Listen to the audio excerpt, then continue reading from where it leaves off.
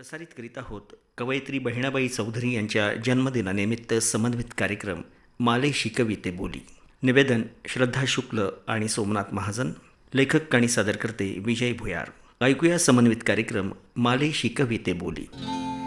माझी माय सरस्वती माले शिकवते बोली. लेक बहिणाच्या मनी किती गुपित पेरली. माझी माय सरस्वती माले शिकवते बोली. निखळ सौंदर्यातून होणारा कलाविष्कार हा कलात्मक असतो, मनाला रिझवणारा असतो. परंतु माणसाला अंतर्मुख करण्यासाठी जीवनातील नाट्य रेखाटण्याची क्षमता त्याच्यात येण्यासाठी जरुरी असतो तो वेदनेचा पीळ. त्यातूनच मग शाश्वत मूल्य जोपासणारं तत्वज्ञान जन्माला येतं. ज्या परिसराबाहेर बहिणाबाईंचं पाऊल कधी पडलं नाही, त्या परिसरात कविता ही काय असते हे माहीत असणं असंभवच होतं. सोपानदेवांच्या चुलत्यांना एकदा कुणीतरी म्हटलं, तुमची वहिनी छान कविता करते. त्यावर ते म्हणाले की ती कविता करत नसून जात्यावर वव्या म्हणते. छापून येते तीच कविता, अशी त्या काळची धारणा होती. तरी पण खानदेशातली ही खेडवळ स्त्री आपल्या संसाराची, जीवनाची, निसर्गाची गाणी अविरतपणे गात होती. सहज धर्म म्हणून कळीनं फुलावं, विकसित व्हावं, गंध उधळावा आणि मिटून जावं अशी बहिणाबाईंची गाणी आकारत होती. रानात फुललेल्या एकट्याच वनवासी फुलासारखी बहिणाबाईंची कविता. अत्रेंसारखा जाणकार जेव्हा त्या आडवाटेला गेला, तेव्हाच या फुलाचं स्वाभाविक सौंदर्य आपल्याला माहीत झालं. फुलणं हा फुलाचा सहज धर्म, वाहणं हा पाण्याचा आणि हवेचा सहज धर्म, तितकाच गाणी गाणं हा बहिणाबाईंचा सहज धर्म होता. त्यांचं मूल्य त्या जाणत नव्हत्या. काव्य जगताशी परिचय नाही, काव्यांची जाण नाही. इतकंच नव्हे तर काव्य हा शब्दही माहीत नाही. काव्य ही एकाकी जीवनातील त्यांची सोबत होती. कष्टमय जीवनातील विरंगुळा होता. संसारातील काबाड कष्टात देह झिजवीत असता अंतरात दाटून आलेल्या भावनांची शब्दरूपी कड होती. बहिणाबाईंच्या काव्याला अनुभूतीचं अधिष्ठान आहे. माय सरस्वतीनं जे बीज मनात पेरलं होतं, त्याला त्यांनी अनुभवानं, संस्कारानं आणि परंपरेनं पोसलं. त्यांचे वडील गावचे महाजन असल्यानं उच्च दर्जाच्या लोकांची, साहित्यिकांची त्यांच्या घरी ये जा असे. त्यातूनही बरेचसे संस्कार बहिणाबाईंवर घडले. म्हणूनच रूढ अर्थानं त्या शाळेत गेल्या नसल्या, निरक्षर असल्या तरी त्या अशिक्षित नव्हत्या. या शाळातून त्यांना जे शिक्षण मिळालं ते बरंचसं समृद्ध होतं.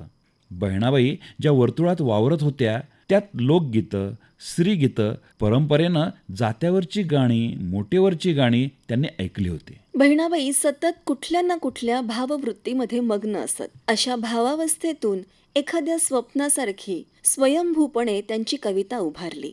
बहिणाबाई काबाड कष्टात बुडून गेलेल्या असतानाच मनानं मात्र त्या एका निराळ्याच भावना विश्वात रममाण झालेल्या असत. बहिणाबाईंचा सहवास लाभलेल्या आणि बहिणाबाईंना जवळून बघितलेल्या त्यांच्या नातसून पद्माबाई चौधरी म्हणतात, बहिणाबाईचा जन्म नागपंचमीचा आहे. श्रावण महिन्यातली नागपंचमी आणि मृत्यू दिवाळीनंतर दिवाळी येते तेव्हा बी दिवाळीचाच मृत्यू येईल.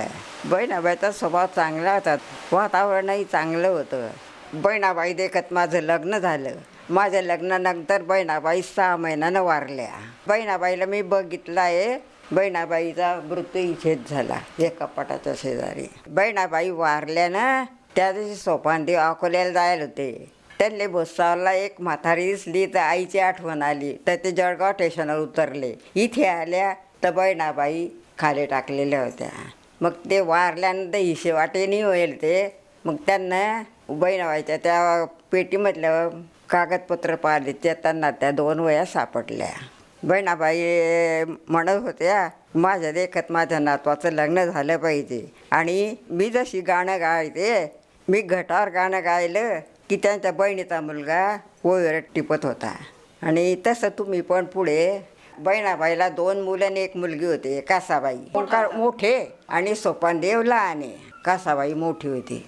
बहिणाबाईंचा परिचय जीवनाचं तत्त्वज्ञान, श्रमाची प्रतिष्ठा, भाव, सौंदर्य, प्रतिभा, निसर्गकन्या, विचार आणि कल्पना याद्वारे बहिणाबाईंचं व्यक्तिमत्व डोळ्यांसमोर येतं. बहिणाबाईंच्या काव्यातून वेगवेगळ्या प्रसंगी वेगवेगळ्या विषयांसंबंधी व्यक्त झालेली त्यांची मतं आणि तत्कालीन व्यक्तींनी व्यक्त केलेले विचार यातून बहिणाबाईंच्या स्वभावाचं दर्शन होतं. बहिणाबाई आपल्या गाण्यांमध्ये मोजून मापून शब्द वापरत असत. तसंच बोलताना सुद्धा शब्दांचा वापर जपून करायला हवा, योग्य तेच शब्द वापरावे असा बहिणाबाईंचा कटाक्ष होता. एकदा बहिणाबाई सोपानदेवांना म्हणाली, तू जे सबद बोलतो त्या शब्दाशी तू कधी बोलला का रे?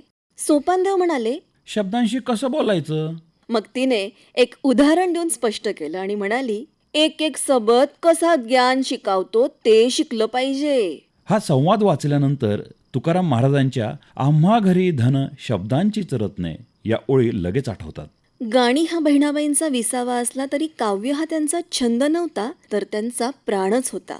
त्या कुठेही असल्या तरी काव्य त्यांच्या बरोबरच सदैव असायचं. विचारी, संवेदनशील, संस्कारक्षम मन सभोवतालच्या दृश्यांना, वस्तूंना आणि घडामोडींना नादमय शब्दात लयबद्ध करून ठेवण्याचा खेळ खेळत असतं. आणि याचं उत्तम उदाहरण म्हणजे बहिणाबाईंचं काव्य होय. याविषयी बोलताना साहित्यिक ज्ञानेश्वर शेंडे म्हणतात, अरे घरोटा घरोटा तुझ्यातून पडे पिठी, तसं तसं माझं गाणं पोटातून येतं ओठी.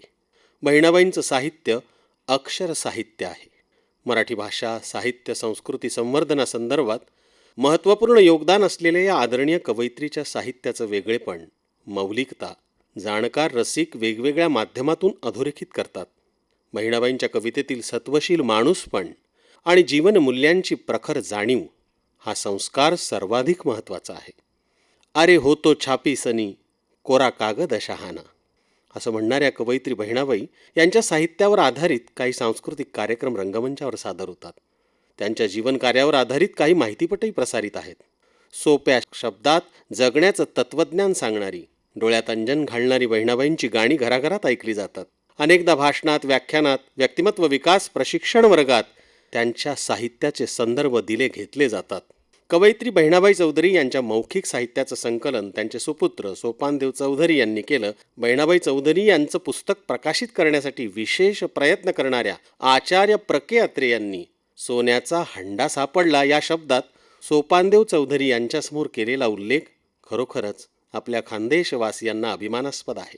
माझी माय सरस्वती माले शिकवते बोली, लेक बहिणीच्या मनी किती गुपित पेरले. माझ्यासाठी पांडुरंग तुझं गीता भागवत, माझ्यासाठी पांडुरंग तुझं गीता भागवत, पावसात समावत माटीमध्ये उगवत. सुग्रण पक्षी किती सुंदर घरटं तयार करतं. परिश्रमाशिवाय सुंदर निर्मिती कशी शक्य आहे. कष्टाची भाकरी अमृतास जिंकी हा बहिणाबाईंवरील संस्कार खोलवर होता.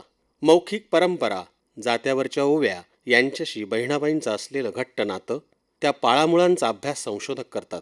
दररोजच्या जगण्यातील काही अनुभवांची मांडणी करताना, आपलं निरीक्षण नोंदवताना आणि त्या संदर्भात स्वतःचं भाष्यही प्रकट करताना बहिणाबाई ज्या सूक्ष्मातिसूक्ष्म बारकाव्यांसह व्यक्त होतात ते व्यक्त होणं फारच दर्जेदार असतं. भाषा विज्ञान ही स्वतंत्र ज्ञानशाखा या दृष्टीने आज परिचित आहे. बहिणाबाईंना हे ज्ञान निसर्गतः अवगत होतं का असा प्रश्न अभ्यासकांना पडतो. कोणता शब्द उच्चारताना नेमकी काय स्थिती होते याचं बारकाईने वर्णन करतात तेव्हा बहिणाबाई भाषाविज्ञान ज्ञानशाखेच्या जाणकार अभ्यासकच वाटतात. माय म्हणता म्हणता होट होटा लाग भिडे, माय म्हणता म्हणता होट होटा लाग भिडे, सासू म्हणता म्हणता गेला तोंडातून वारा. जगभर बोलीभाषा जतन करण्यासंदर्भात जागरूकता असल्यामुळे लेवा पाटीदार बोलीत असणाऱ्या बहिणाबाईंच्या काव्याचाही अनेक पैलूंनी अभ्यास केला जातो. त्यांच्या कवितेचा चिकित्सक अभ्यास करणाऱ्या संशोधकांनी एमफिल PhD पर्यंत पदवी प्राप्त केली आहे. लेकीच्या माहेरासाठी माय सासरी नांदते. अगदी मोजक्या शब्दात साऱ्या नांदत्या स्त्रिया माता भगिनींच्या हृदयातला अंतस्वर बहिणाबाई इथे प्रकट करतात. वर्तमानाचा धागा कर्तव्य कठोरपणे जपणाऱ्या, आहे त्या परिस्थितीला निर्भीडपणे सामोरे जाणाऱ्या बहिणाबाईंनी दुष्काळग्रस्त परिस्थितीत मेहरुण तलावावर मजुरीही केली. स्वतःचं शेतशिवार होतं, पण दुष्काळ अन्नपाणी महाग करतो. बिकट परिस्थिती असताना वाट काढत राहणारी बहिणाबाई केवळ शब्दातून सकारात्मक दृष्टिकोन देते असं नाही, कवयित्री स्वतः तसं जगली होती. म्हणूनच बहिणाबाईंच्या कविता तिच्या अनुभवाची पाठशाळा समजावून सांगतात. पती निधनानंतर तप्त वास्तव या माऊलीनं स्वीकारलं, मन पक्क केलं. 3 लेकरं समोर होती. आहे ते आहे हे वास्तव स्वीकारून आयुष्याच्या वाटेवर मनस्वी चालत राहणं बहिणाबाईंची धारणा होती. सत्य धारदार काचेसारखं असतं हे तिला माहीत होतं. म्हणूनच जगण्याचं तत्त्वज्ञान सांगण्यासाठी बहिणाबाईंसारखी कवयित्री संदर्भ ग्रंथांची पानं पाहत नाही. ती वाचते स्वतःला अंतर्बाह्य. आजपर्यंतच्या आयुष्याचं पुस्तक कवयित्रीच्या डोळ्यांसमोर असतं. अलंकार, प्रतिमा, प्रतीक याचा गुंता बहिणाबाईच्या काव्यात नाही. मनातलं मनापासून सांगताना स्वतःशी पारदर्शक आणि प्रांजळ राहते आणि म्हणून दृष्टांत दाखल्यातही ती अडकत नाही. वस्तुस्थितीची जाणीव किती स्वच्छ, किती निरागस आणि कोणत्याही कृत्रिम प्रसाधनाचे लेप न लावता असू शकते का, तर असू शकते हे समजून घेण्यासाठी बहिणाबाईंच्या अंतःकरणातल्या तळपाण्याजवळ जाता येतं.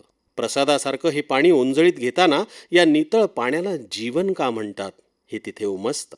बहिणाबाईंच्या याच निर्मळ पाण्यातील गुलाबी शुभ्र स्वरकमळात रुंझुण आहे तशी खोलवर जाणवणारी जगण्याची झिंझिणही आहे. साऱ्या स्त्रिया योगिनी नसतात, बहिणाबाई सुद्धा नाही. मात्र नात्यातली कोवळी रेख कळते तिला. खुल्या दिल्याच्या आहेत, मिस्किल शैलीत समजावून सांगणाऱ्या आहेत, तरी आपलं घर, घराचा उंबरा कसोशीने उरात जपणाऱ्या आहे. मराठी साहित्यसृष्टीचा विचार करता त्यावेळी अनेक कवयित्री आपलं स्थान बळकट करण्यासाठी सातत्याने धडपडत होते. मात्र या सभोवतालच्या गर्दीत काहींचं वेगळेपण वैशिष्ट्यपूर्णपणे दिसत होतं. प्रसिद्धीसाठी स्वतः कोणताही प्रयत्न न करणाऱ्या बहिणाबाई आपल्यासाठी आदर्श आहेत. आपल्या काव्याच्या गुणसौंदर्यासह पुन्हा पुन्हा त्या अधोरेखित होत राहतात आणि पिढ्यानपिढ्या होत राहतील. बहिणाबाईंच्या काव्याचा अभ्यास करताना त्या मानसशास्त्राच्याही जाणकार होत्या का असे म्हणावे लागते. त्यांच्या साहित्यातील रंग संवेदना पहा. आपल्या सर्वांच्या रोजच्या जगण्याचा कॅनव्हास व्यापून टाकणारे रंग. रंगज्ञान होण्याकरिता प्रकाश, डोळा आणि मेंदू यांची आवश्यकता असते हे वैज्ञानिक सत्य आपण जाणतो. मात्र कवयित्रीने शब्दांकित केलेल्या रंगांवरील प्रीतिभावनेच्या रंगफुलांचं उमलणं पाहता आणि त्यातील सुवासिकता लक्षात घेता रंगज्ञान होण्यासाठी हृदयालाही मध्यस्थी करावी लागते असं म्हणता येईल. बहिणाबाईंसारखी कवयित्री आपल्या सर्वांसाठी खरोखरच आदरणीय आहे. या कवयित्रीने दिलेलं हे अनमोल अक्षरधन आपण जपूया आणि कृतज्ञतेसह पुढच्या पिढीकडे सोपवूया. बहिणाबाईंच्या गाण्यांची भाषा ही लोकगीताप्रमाणे बोलीभाषाच आहे, पण त्यांच्या भाषेला खास ढंग आहे तो लेवा बोलीचा. त्यांची भाषा आहे मराठीच, परंतु तिचा घाट वऱ्हाडी आणि थाट अहिराणीचा. ही भाषा सीमेवरील भाषा आहे. त्यामुळे वऱ्हाडी आणि अहिराणी या दोन्हींचाही बहिणाबाईंच्या काव्यभाषेवर प्रभाव आहे. संकटाच्या वेळी खचून न जाता दृढ राहण्याची वृत्ती, अपार कष्ट करण्याची जिद्द हे गुणवैशिष्ट्य बहिणाबाईंच्या ठायी होते आणि अचानक आलेल्या वैधव्याच्या वेळी हेच त्यांच्या कामी आले. आत्मसंवादाच्या लयीत बहिणाबाईंनी आपल्या दुःखाचा निचरा केला. त्यातून त्यांना आत्मसुखाची पाऊलवाट गवसली. अहिराणी भाषेचा हा नवा अलंकार, यामुळे मराठी काव्यसृष्टी स्थिमित झाली. प्रपंच, विज्ञानाची सखोल समज बहिणाबाईंच्या काव्यातून व्यक्त होते. जीवन जाणीवेचं बहिणाबाईंचं प्रगल्भ आकलन न्याहाळण्यासारखं आहे. मिताक्षरात व्यापक जीवनाशय त्या अगदी सहजपणे मांडतात. बहिणाबाईंचं काव्य जीवनाशय समजून घेण्यासाठी बहिणाबाई चौधरीवाडा या त्यांच्या जळगाव येथील घरीच त्यांच्या आठवणींचं संग्रहालय स्थापन करण्यात आलं. बहिणाबाई चौधरी मेमोरियल ट्रस्ट याविषयी माहिती देत आहेत त्यांचे पणतू आणि बहिणाबाई चौधरी मेमोरियल ट्रस्टचे समन्वयक अशोक चौधरी. कवयित्री बहिणाबाई चौधरी हे साहित्यसृष्टीतील आदरणीय व्यक्तिमत्व. सर्वांच्या काळजावर कायमचं कोरलेलं हे अक्षर साहित्य. शालेय असो व विद्यापीठाच्या पाठ्यपुस्तकात पिढ्यानपिढ्या असणाऱ्या वंदनीय कवयित्री. बहिणाबाई ज्या घरात राहत होत्या ते घर बहिणाई स्मृती संग्रहालयाच्या रूपाने नावारूपास आले आहे. बहिणाबाई या घरात 1893ला वयाच्या 13व्या वर्षी नथुजी चौधरी यांच्याशी लग्न करून आल्या. तेव्हापासून शेवटपर्यंत त्या या घरातच होत्या. बहिणाबाईंचं कृतिशील तत्वज्ञान इतकं श्रेष्ठ होतं, पिढ्यानपिढ्या अमृताची शिदोरीच झाली. जळगावच्या विद्यापीठाला त्यांचे नाव देण्यात आले. बहिणाईंनी निर्माण केलेलं काव्य लेवा गणबोली या खानदेशी बोलीतील असून माहेर, माणूस, सासर, संसार, कृषी जीवन, कष्ट, कर्तव्य, निसर्ग, ईश्वर, अध्यात्म, दैवतांच्या नातेसंबंधातील माणसांचे जगणे असे अनेक विषय या कवितेंचे आहेत. बहिणाईंना नित्य उपयोगी ठरणाऱ्या दैनंदिन वस्तूंचा संग्रह बहिणाई स्मृती येथे केला असून हे सर्व साहित्य बहिणाबाईंचे पंतू पांडुरंग चौधरी व त्यांच्या पत्नी पद्माबाई चौधरी यांनी सांभाळून ठेवले होते. यामध्ये स्वयंपाकासाठी लागणारी मातीची, तांब्या पितळाची भांडी, घरोटा, पाण्याचा डब्बा, बटलोई, तवा आणि चुला, भाकरी बनवण्याचे पायल म्हणजेच परात, टोपले, मुसळ, समई, कंदील हे सर्व आहे. बहिणाईंच्या वापरातील वाहना म्हणजे चप्पलही असून पत्र्याची पेटी ज्यामध्ये सोपानदेवांनी बहिणाईंचं जे काव्य आहे ते लिहून ठेवलं होतं, त्या पेटीसुद्धा इथं आहे. शेती अवजारांमध्ये विळा, कोयता, दाभण असेही साहित्य आहे. बहिणाबाईंची वास्तू त्या असताना ज्या स्थितीत होती अगदी तशीच जतन केली जात असून वेळोवेळी येथील लाकडी खांबांना बेल तेल देणं, वस्तू आणि वास्तूला कीड लागू नये म्हणून फ्युमिगेशन हे आवश्यक तंत्र उपयोगात आणले जात आहे. बहिणाबाईंच्या जयंती पुण्यतिथीला वाङ्मयीन उपक्रमांचे आयोजन केले जाते.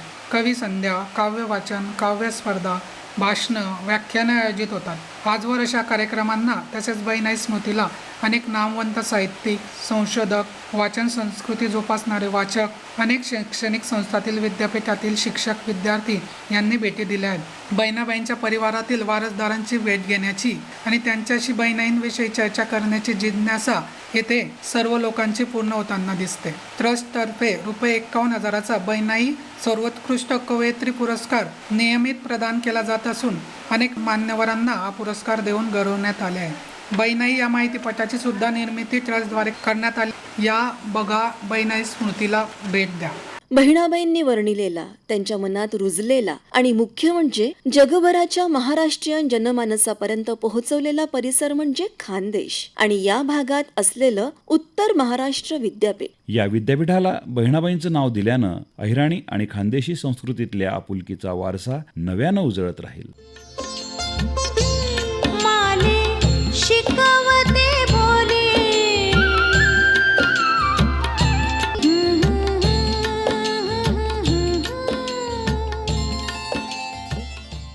आत्ताच आपण कवयित्री बहिणाबाई चौधरी यांच्या जन्मदिनानिमित्त समन्वित कार्यक्रम ऐकलात.